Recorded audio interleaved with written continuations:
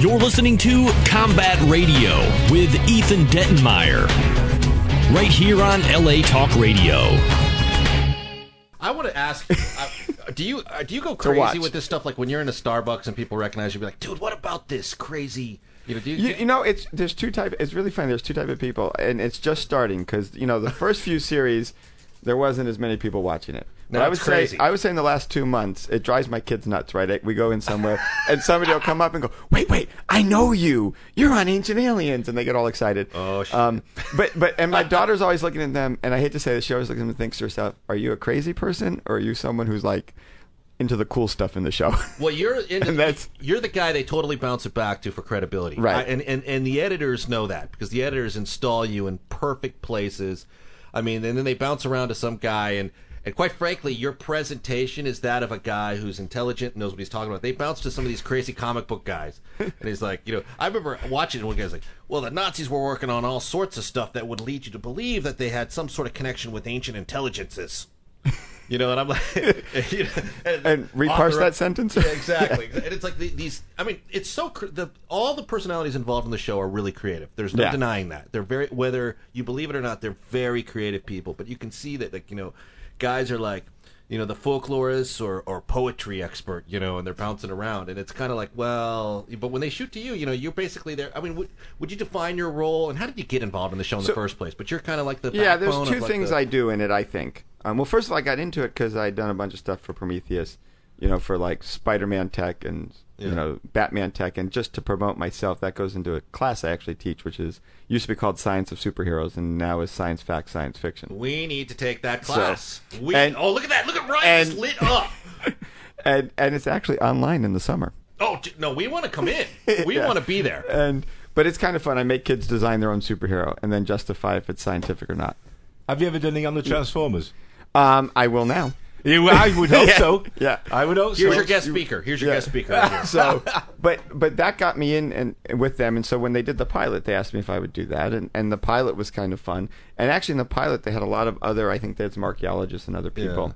Yeah. And then as it moved on, they basically contact me and say, here's the underlying science theme of this episode. Can you talk about it? And do you think so? That I'm happy to do. My superhero would be able to smell just a few seconds into the future. Oh, that would be awesome.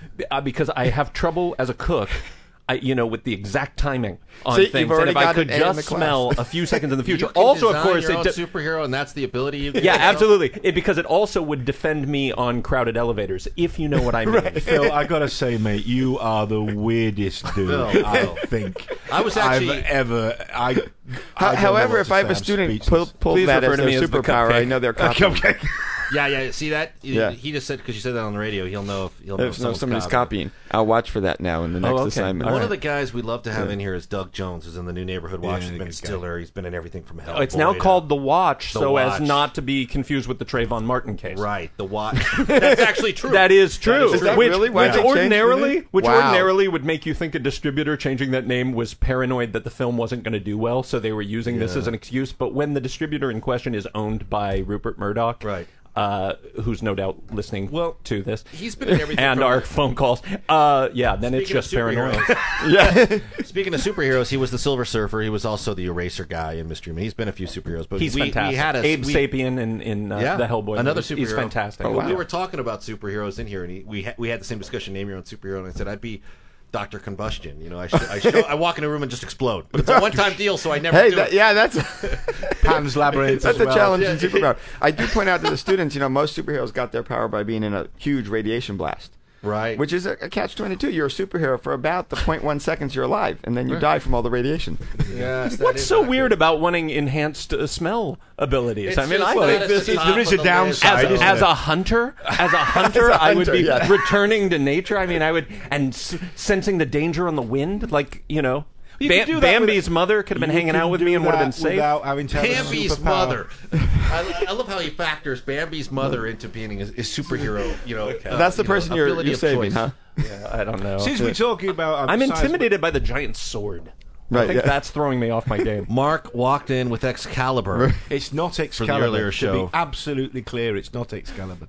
Well, it's an Albion from Robin and Sherwood. I did this show called Robin and Sherwood many years ago in the UK. It's a cult show in Europe. It was unusual because it was the first show that had a pagan icon god as the good guy and the church as the gangsters, basically the Normans as the bad guys. And there's not one alien in the whole fucking program. No.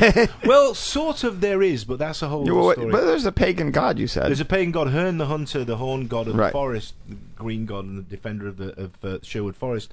He hands over his power, the mantle of power, to Robin Hood in the legends. And okay. So, in the legend that we used, I was born in Doncaster, so I grew up playing in Sherwood Forest and hiding in the Major Oak, and so I grew up with King Arthur, the Romans, the Celts, the whole thing. Just one of those. And I do love this idea, with comic books being so much our modern mythology, and how much of an understanding of physics from that time is sort of reflected always in mythology that's handed down. Well, I've often wondered, and I often think if you look at like the Greek gods, right? They used them to try and explain nature. They were their mythology and their science at the same time, right? And then if you look at the superheroes from the 30s, 40s, and 50s, right? They dealt with radiation in a way that the people were kind of trying to struggle and deal with it. What about like vampire lore? That deals with the threat of diseases transferred by the blood and ways to avoid that. Garlic, running that certainly water, avoids other people. Running water, avoiding still water, because of course still water always tended to be poisoned. Right. Running water. All these things are in these stories ostensibly for children, are revealing as a scientific understanding of how to protect yourself. And now most of our superheroes are genetic mutations. And genetic mutation in biology is our current fear or love, depending on how you like it. Yeah, exactly. Well, where I have found that where there's fear, there is also desire, and usually in equal measure in the same people at the same time. When you start talking about nanocomputers, biomolecular computers, which they are now, and I have friends that work in that biotech environment, and they're talking about changing things at the molecular level so they can actually, instead of your body rejecting it like most diabetes or cancer treatments, this actually goes into your body and changes the cancer at the cellular molecular level and switches off the cancer or the diabetes type stuff. That, to me, when you start talking about nanomolecular computers, we're already into a different... Since we're on something I know nothing about, can you hand me the cream over there, please? Right, yeah. Well, you mentioned the Hadron Super Collider earlier in the show. And we're going back to that. Yes, but, no, we have a physicist here in the room, and this is a question... I hate to tell you, I study bubbles. But it kills me that the Hadron Super Collider does not get built in America. It really does. They are building one. They're building one in Texas, aren't they? Well, no, we killed that. Oh, we really? killed it, yeah. What? Yeah, Explain what it does. Let's take it back. Look, okay. You're overestimating our audience. Right. Well, so you'll explain the Hadron Super Collider and hopefully explain why these are the sort of things that we should be investing in this country. Go ahead, Mike. So my basic description of physics and what we do, we throw things at stuff and try and make it break. And then we look at the pieces. That from a PhD. How many years of schooling did you put in? That took like 20 years to learn. Yeah. You throw stuff at things, you bounce it off it, you try and break it. So the Large Hadron Collider is basically taking fundamentally protons, large hadrons, getting them as fast as you can, smashing them into each other, and seeing what comes out. And the thing that's kind of weird about the universe that we seem to think now, right? You start as an ancient Greek, and you have basically four things: fire, air, water, and earth, and everything's made of four things. Then you move forward, and you have the periodic table, and everything's made up of all the elements in the periodic table. Then you move forward, and you've just got three things: protons, electrons, and neutrons. And then you start smashing those together. Now we've got thousands. Well, now we've got dark energy and dark matter. Dark energy and dark matter, but you've got all the subatomic particles making things up. And we're still trying to kind of figure out, is there kind of that bottom line fundamental small set of particles that makes everything up? Or one field of energy that we can... Or one field of energy that unifies everything. Than that. So, and isn't there this question of how does energy become matter? Is there an afterlife? Is there an afterlife? So the afterlife is a cool question. I like that question. No, because okay, I'm going to go slightly weird for a moment and become the crazy old physicist. You from a guy from Ancient Aliens is going to get weird on us? Slightly weird. I'm not quite an old enough physicist to wander the halls with crazy hair, but I'm working on it. That's the one thing about you that's normal. I mean, right? Yeah, my hair is pretty good on the show. You've got a very, very normal hairstyle. Anyway, go ahead. But you can take quantum mechanics to different extremes. Yeah. Mm-hmm. Right.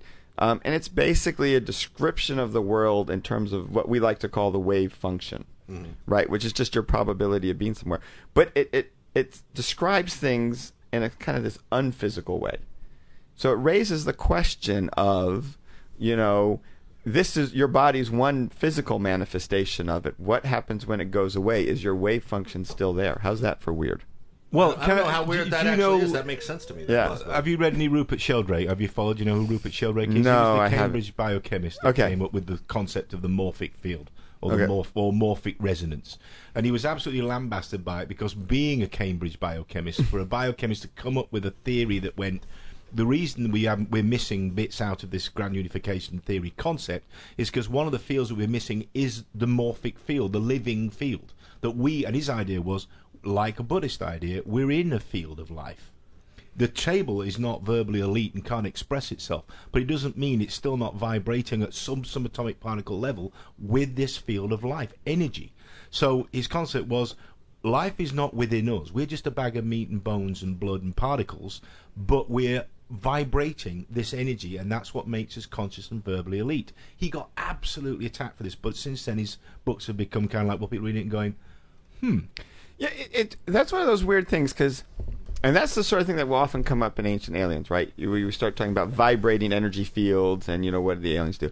And I take a slightly different direction on it, which is, when I talk about that wave function and the thought, I don't think you need an additional energy field or additional vibration. I'm not really talking about that. You think about us now, we are intelligent because of our brain. And that's where our consciousness is, and the electrons are all complicated and they interact, and there's complicated interactions. But that just tells us we've learned one thing scientifically, that if you get a complicated enough stuff interacting, you get intelligence. And there's a lot of stuff in the universe, and it's complicated and it's interacting. As a scientist, do you believe... So there could be other intelligence. Do you believe in the Jungian concept of a collective consciousness, that we somehow can speak to a greater consciousness? Or is it just you believe it's all just happening in the human brain? I think it's... I don't know if it's quite what Jung would say. I think there is this fact that we all interact with each other. I mean, anytime you have interactions between matter, you have something going on. Is Ray Kurzweil correct when he assumes it will all be half computer in a few years? That worries me, because it worries me too. It could be kind of scary. But we already can, and this is true. This is fact, and we do it at UC Irvine. You can already put a helmet on with electrodes into your brain and control a computer. Yeah. They just did it with a lady. Apparently, they built a computer that she could, with her thoughts, was able to move a mechanical arm about because she lost an arm. So you can move arms. You can play Pong. Yeah. I don't think you can quite play, more advanced video games, but you can get the computer to do Pong, and it's because your brain's basically electrical, and So is it going to be like the Matrix, where we just plug in? It could be. Yeah. But it's all. Or a question. is it already? Yeah, or we already. Yeah. Man, that's. You know who should be here for this? Who would love this conversation? Who? TV's Dean Haglund. I think so. I'm gonna tag out. You want to tag out? Don't go anywhere. Don't go anywhere. Here, what we'll do is we'll do an official tag out, because we're gonna go to a musical break. On your computer, on your Wi-Fi radio, on your iPhone. Commercial-free original talk. Only on LA Talk Radio. Your favorite talk station.